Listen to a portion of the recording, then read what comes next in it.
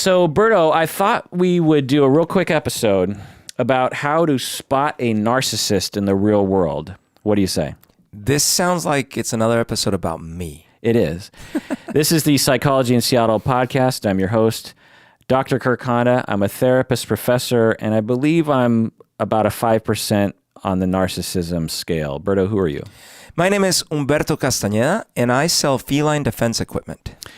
So I wanted to do an episode on this. I did a deep dive, a 8 or 9 hour deep dive on narcissistic personality disorder. If you want to listen to that, become a patron of the podcast, and you get to hear that whole 8-9 hour episode in which I go into full detail on history and presentation and diagnoses and research and terms and how it comes about and blah, blah, blah.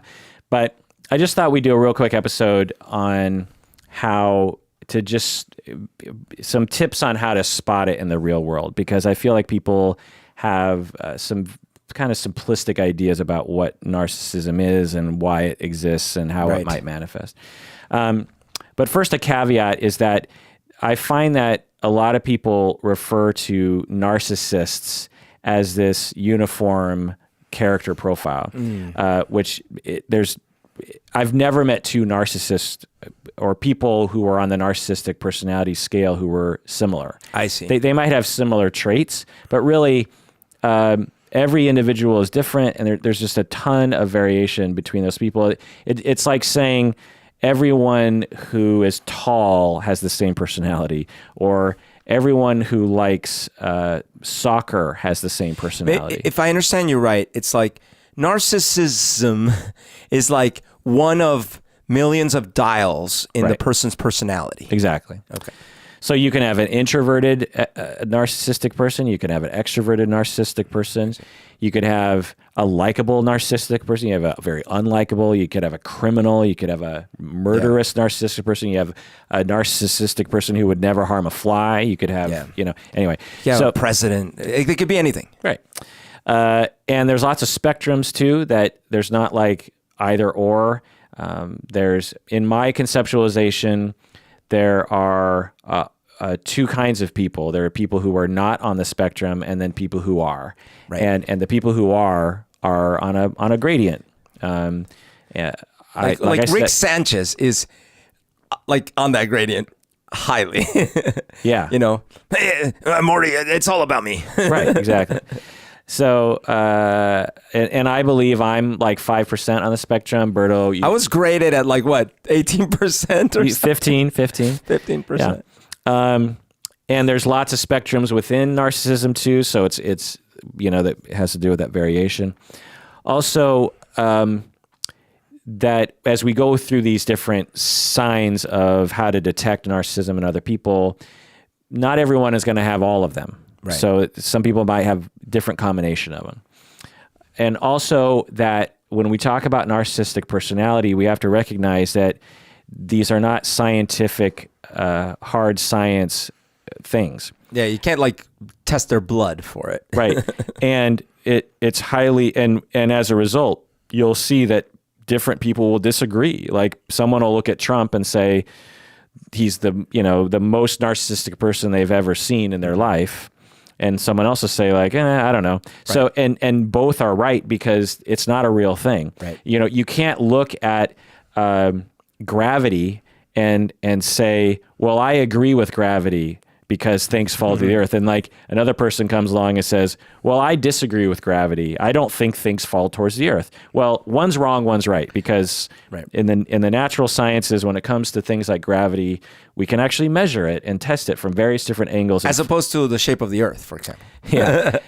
For example, whereas the notion of narcissistic personality is a construct. That's the term we use. Right. It's something that we have socially or professionally or academically constructed as a concept. It is not an actual thing. Okay, so to begin this off, it just the main conceptualization that I have and Kernberg has around narcissistic personality is that because people are mistreated and or neglected as children, they early on at the age of 3, 4, 5 will develop a defensive structure that props up a false self that is grandiose to mainly protect the self from acknowledging that they are nothing. They believe they're nothing because they were treated like they were nothing. And so as a way of protecting themselves against that, they prop up this false grandiose self. I see. And they also need other people to believe it, because if other people don't believe it, then they have to question themselves whether or not they are that false self. But it all begins, the only reason why they do that is because they were mistreated, which led to them feeling as though they were nothing on the inside. And they might even lack a self, which is at the extreme ends of things, that they have no way of soothing themselves because they were never given a chance to do that, or they were never soothed when they were children. And so they defend against that by propping up this false self that, one, is so good it never needs to be soothed, and two, is so superior that it's beyond emotion, So that's the conceptualization. And as we go through these different markers, these are mainly people that are high on the spectrum. So, Berto, you and I might have some of these in some ways, but really, if you're going to look at people having a lot of these, you're probably talking about people at the 50, 60, 70, 80, and above percentile on the spectrum. Right. So, Berto, can you think of someone, don't name them, that you think is high on the spectrum? Do you Yes. Do you have that person or set of people in your mind? Yes, based on my understanding about it. Like when we went through the categories in the live show, and I know there wasn't all of them, but we went through a lot of them. And if I think of those categories, I certainly know, I don't know, probably a couple people in my life. So think of the worst one, or if you need to think of two people, think of them as we go through these criteria. Okay. And by the way, do I know these people? Or don't say if because people might hear this, but I'm just curious if I know these people. I don't know if you know or don't know. Okay. I don't know anything. Good. Okay. That's probably a good answer. Okay. So one sign is that everything they do is awesome. For example, they might say something like, "Oh my God, I went to Paris and this hotel I went to was just the best hotel I'd ever been to." Or, "Man, I had this steak the other night. It was the best steak I'd ever had." Or they might say something like, "Oh my God, I met this new girl. She's so hot and she's so good in bed. And she's smart. She's just amazing." Now, that's not necessarily narcissistic. That's just one drop in the bucket. It's one data point that adds to an overall presentation. And it's probably part of a pattern, because if one, you can get back from a trip and say like, "That was the best trip I've taken." Right. Okay, fine. But if you're always like, "These are the best shoes. This is the best watch. Yeah. This is the best shirt." Right. And the deceptive nature of this is that they're not grandiose about themselves. They're grandiose about things that are associated with them. And so it might actually look as though they're not narcissistic because they're propping up other things, but they're only propping up things that are actually related to them. Because they ate the steak. Right. They were stayed at the hotel room. Right. And it's the girl they're dating. You know what I mean? Yeah. So are the people like this at all? Yes. Interesting. Like without revealing. It's just, okay, so as an example, how are things going? Yeah. Amazing. Right? Like, oh yeah, well, what ended up happening with that thing you were going to do? Oh, it blew me away. It was like the best. Yeah. But like, that's always the answer. Right. It's never like, actually, I had a really hard, it was a little disappointing. It was, right. Right. Yeah. Yeah. Okay. Another one is they might actually really be in love with you, is another deceptive quality. People high on the spectrum, when you give them their narcissistic supply and you don't challenge their narcissistic supply, they might actually become extremely open about their preference for you. Oh, interesting. They might even see your relationship as quite special if it's like a romantic relationship. They might be like, "Oh my God, you're the best, and our relationship is so good. Our relationship is no one else is as close or as sexual or as interesting as the two of us are." Again, it's deceptive because it's not them talking about themselves, but it is talking about things that they're associated with. Are they like that? I don't have that direct experience. Okay. Well, so it's often considered manipulative by people. They'll be like, that they're trying to seduce you into their world by being really nice and by doing these kinds of things. But that's not how I conceptualize it. It's not a conscious thing. They're again defending against a deep sense of nothingness. But they're also really desperate for relationships because they were mistreated when they were young. They, as anyone would, deeply want attachment. And so when they actually find some attachment, it's similar to borderline.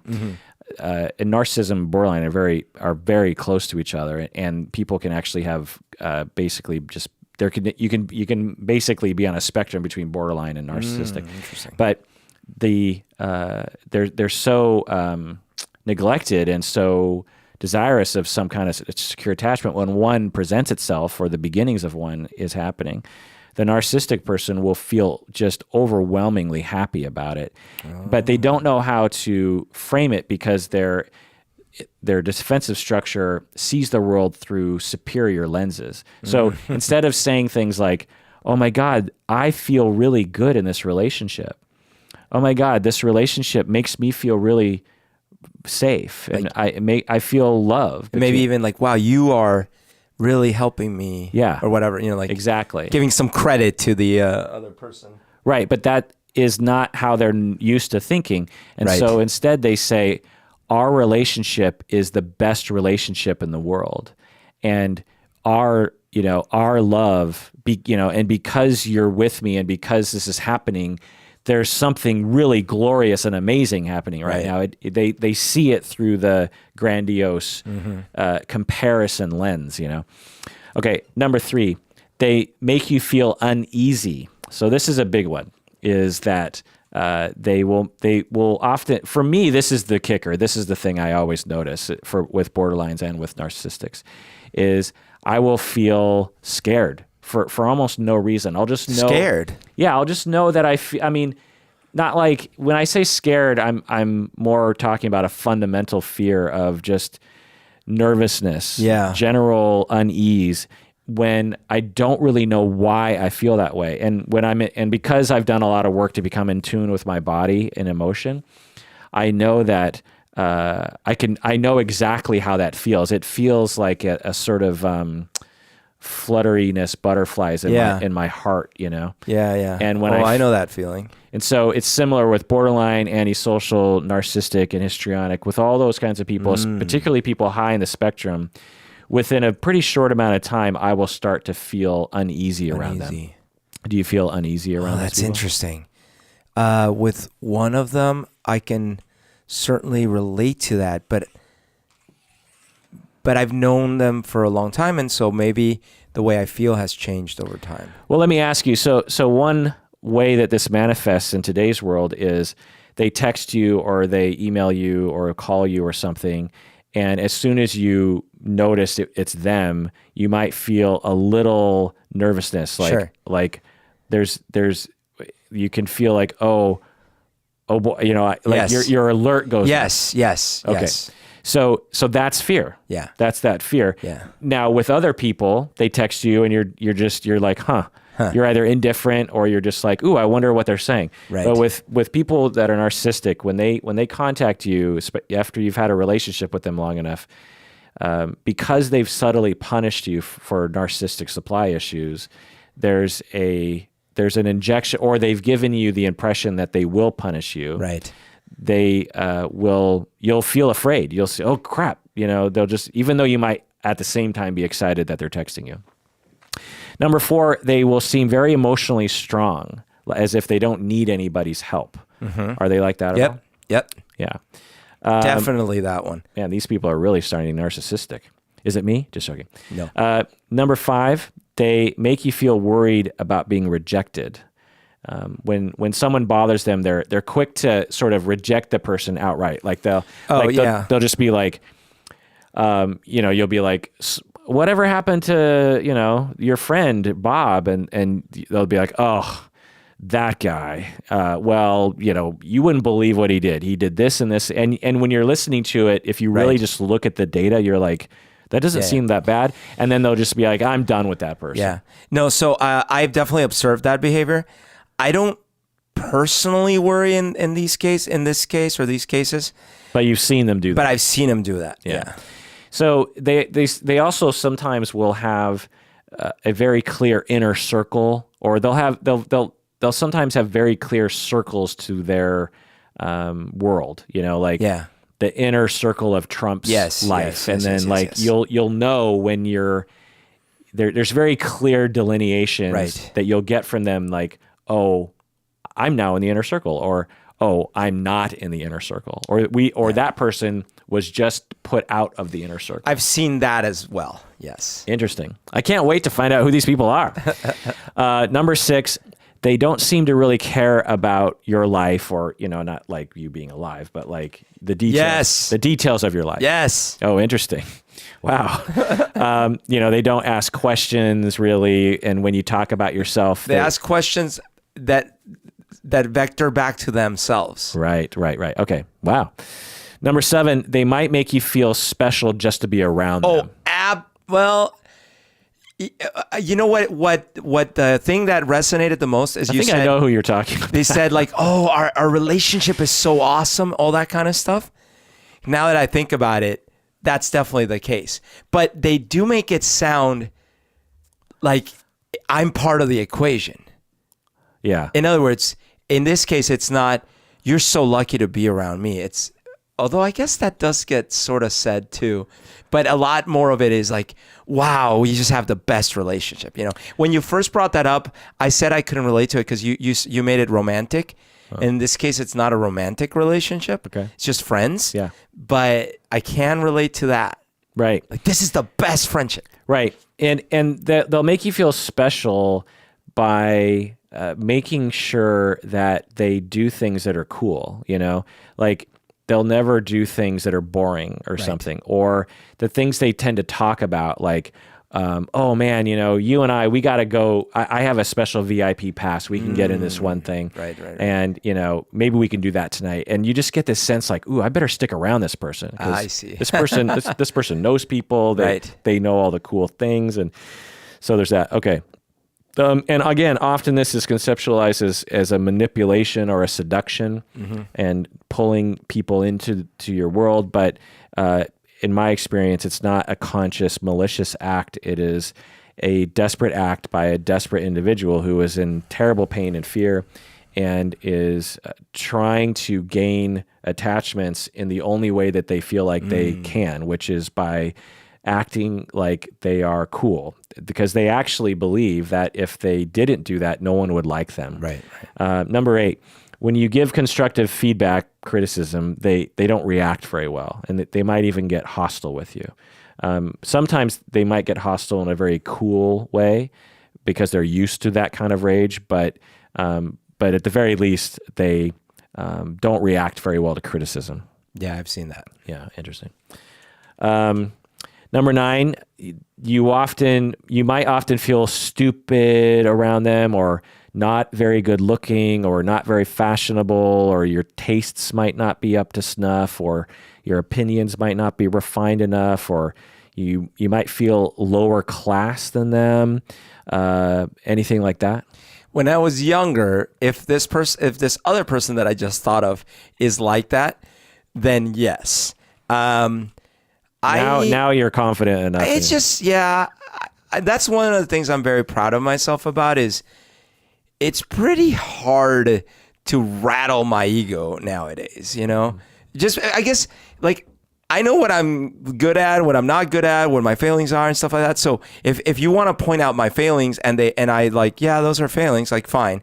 If you're just going to, like, brag about something you've got or things like that, that just doesn't affect me, So before you had that self-confidence, if you were around these people, you might have felt less than. Yes. Interesting. And I specifically remember being a teenager, and one of these people directly criticizing me and my personality, and me really like, sort of like, oh wow, what is there?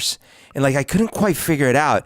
I was already fairly self-confident to not let it just like devastate me, but it still took its toll. It was like, oh, is there something wrong with me? Like, what, that kind of thing.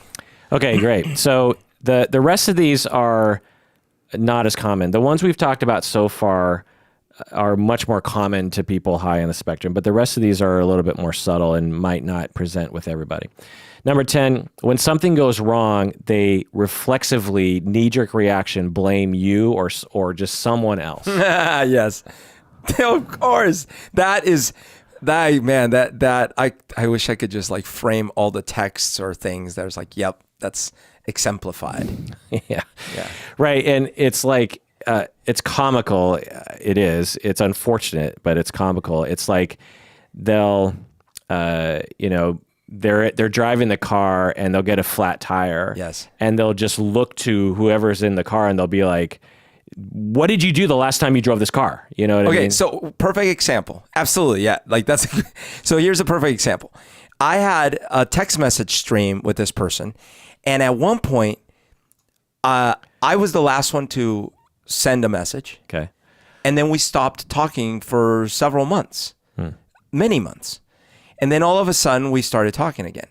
The narrative was why I stopped communicating, even though the last communication was from me. Right. And I was like, well, no, I didn't. Like we both sort of stopped. Like, no, you stop. It's you. It's your fault. Right. And so in the same vein, number 11, especially people really high in the spectrum, will never apologize. Right. People lower on the spectrum might apologize sometimes, but it's extremely difficult for them to apologize. One, because for them to apologize, they have to admit that they did something wrong, right? Which completely dismantles their defensive structure, and then they have to fall into the abyss of their nothingness of their ego. And two, they have such a propped up, grandiose sense of self that they constantly prop up that the notion that they did something wrong is almost impossible for them to comprehend. Yeah. Plus, they feel superior, and so if something went wrong, it must be someone else's fault. Right. It can't possibly be my fault. Right. And so they will. They just don't apologize. Does that ring? Yes. Yeah. And that can be very frustrating to. Well, specifically, I have directly complained about something before, like said, this is a moment where you did not have empathy for my situation. And I Crickets. need you. Yeah, right. Exactly.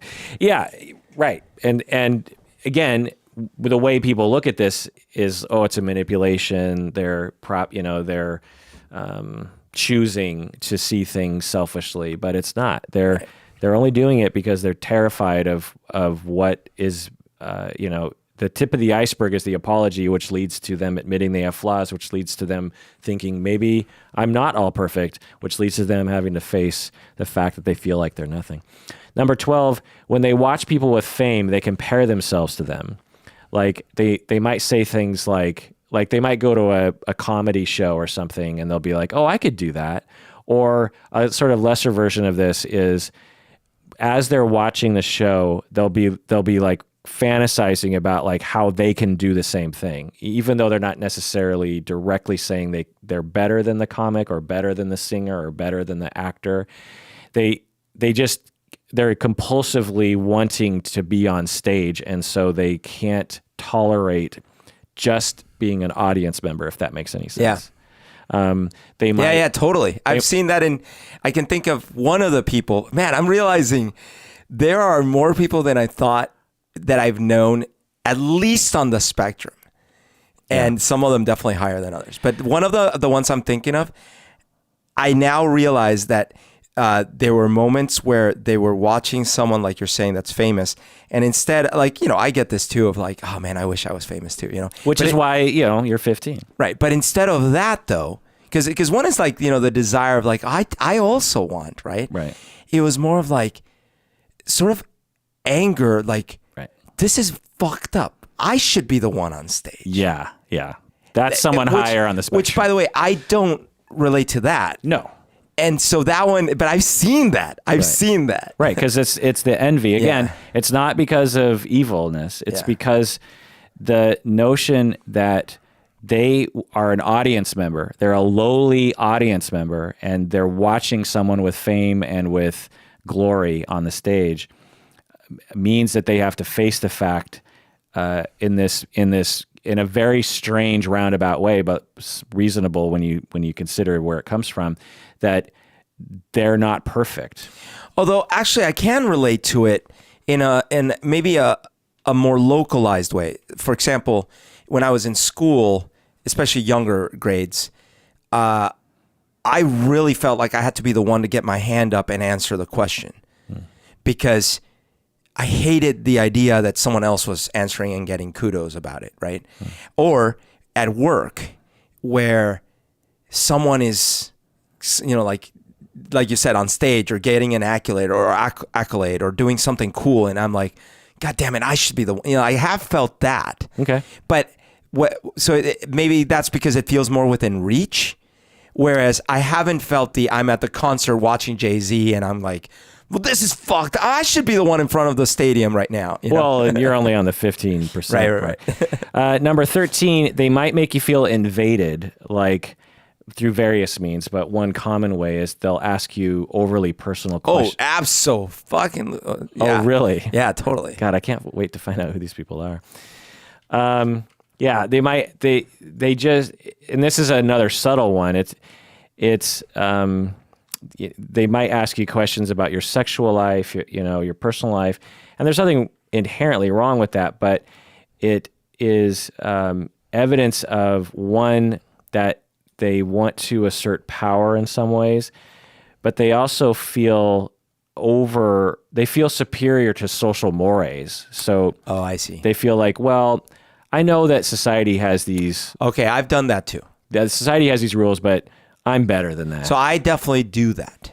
Interesting. I have that feeling about being maybe less. Everything I say is always now less than I used to be. But I certainly can relate to feeling above social mores, social rules. I felt like, why should I have to stand in this line, or those kinds of things? And also, like the thing you were just saying, I know it's not okay to say, but like I'm going to say it because I'm above that. Right. And I've definitely asked inappropriate or even very personal questions to people at times where it was not right. Yeah, and since I'm 5% on the spectrum, I used to be much more like that too when I was younger. And once I became a therapist, I didn't really need to do that anymore because it was normal to ask clients personal questions. And there are other things to look for too. Like, of course, they might exaggerate or brag.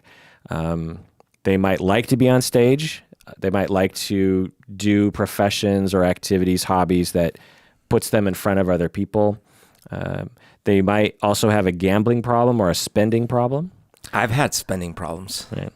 They might have big dreams. I've had big dreams. Yeah. Or what about the people you're thinking of? Oh, some of them, absolutely. Yeah. I don't know about a couple of them, but... some of them might be perfectionistic. Yes. And some of them might have medical anxiety, hypochondriasis. Yes. Yeah. So, sounds like you definitely are talking about some people high in the spectrum. Well, it's funny. When you first asked me, I thought, well, I mean, I know a couple people, but they're probably not. And then as we go through the questions, I'm like, yes. Right. And it actually, the people I thought of at the beginning were not, in fact, the people that I arrived at as we were going through the questions. Because I thought of a couple people and I'm like, yeah, I think they're like that. But as we were going through the questions, I was thinking, well, not so much. But then I would realize there's someone else in my life that absolutely fits that bill. Well, let me ask you, for the people who you later realized were more narcissistic than you thought, what was it about them that you didn't think they were narcissistic?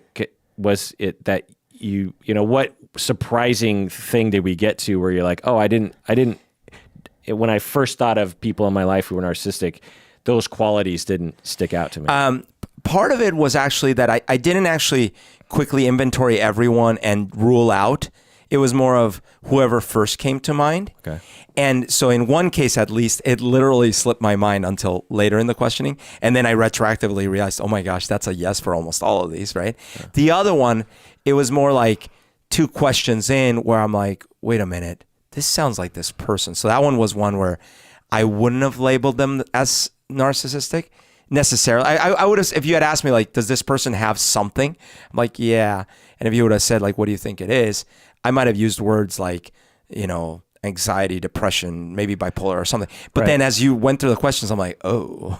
Right. So because when we think of quintessential or, I don't know, classically or, people who would be considered narcissistic to large groups of lay people, we think of people with, flashy cars, and they're always on stage, and they talk a lot, and they're really boisterous, and they might be on the narcissistic scale. But as I said, narcissism can manifest in a lot of different ways. When you have to prop up a false self to protect yourself from deep emptiness and terror, you can do that in a lot of different ways. Right. You don't have to be on stage. You don't have to be boisterous. You can be. You don't have to brag about things a lot. You can actually do so through quite subtle means, partially because if you're intelligent and narcissistic, you know how to be not narcissistic. Yeah.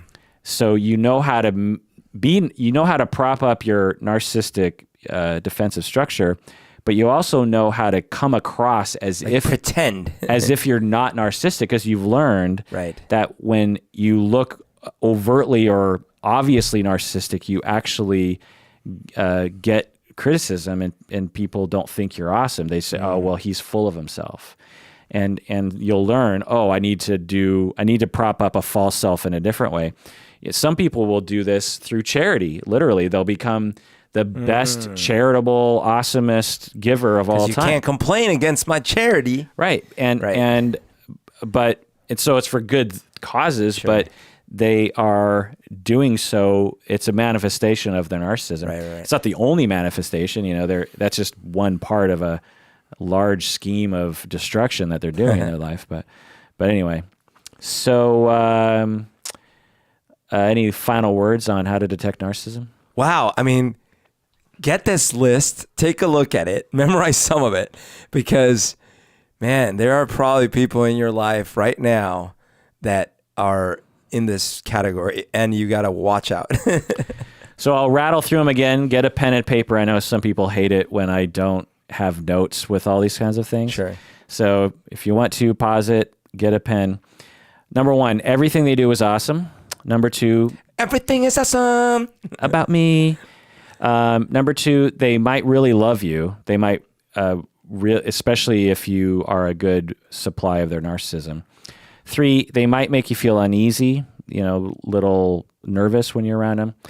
4, they might seem very emotionally strong, as if they don't need other people. They might be described as stoic, or independent is another term. 5, they might make you feel worried about being rejected from their inner circle. 6, they don't seem to really care about your story, your life. They don't ask you questions about your life. 7, they might make you feel special just to be around them. 8, when you give them constructive feedback, they don't react well. Number 9, you often feel stupid around them, or unfashionable, or just not good enough is probably a better term. They make you feel inadequate. 10, when something goes wrong, they reflexively blame someone else. 11, they never apologize, or very rarely. 12, when they watch people with fame, they compare themselves to them. 13, they might make you feel invaded with overly personal questions. And then there's a category that I have here at the end, just sort of like other small things. They might brag. They like to be on stage. They might have a gambling problem, spending problem. They might have big dreams, perfectionism, and medical anxiety. So that does it for that episode of Psychology in Seattle. Thanks for joining us out there. Please take care of yourself, because I deserve it.